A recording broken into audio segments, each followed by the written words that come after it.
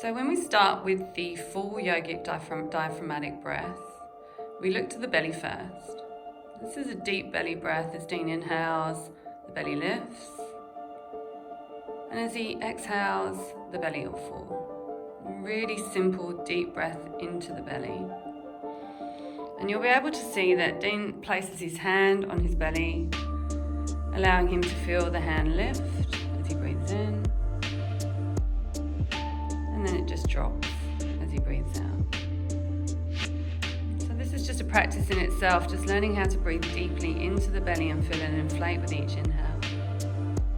And soften to the earth with each exhale.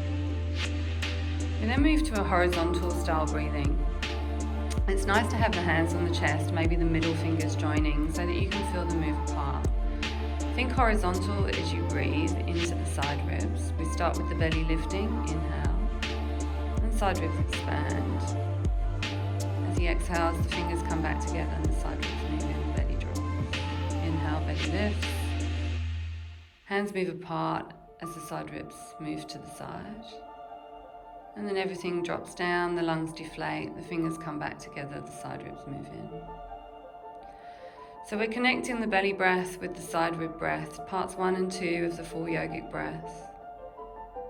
Lifting, expanding, releasing, and lowering. And we move to just below the throat, just on the clavicles. This is the third part of the full yogic breath. The belly, the ribs, and then the chest lifting up towards the chin. And then as Dean breathes out, you'll notice that the chin lowers back down, the ribs come back in, the belly comes back in. Inhale, belly, side ribs, upper chest. And releasing, chest, side ribs, belly. So without the hands on Dean's body, you'll be able to see him breathing a little bit deeper.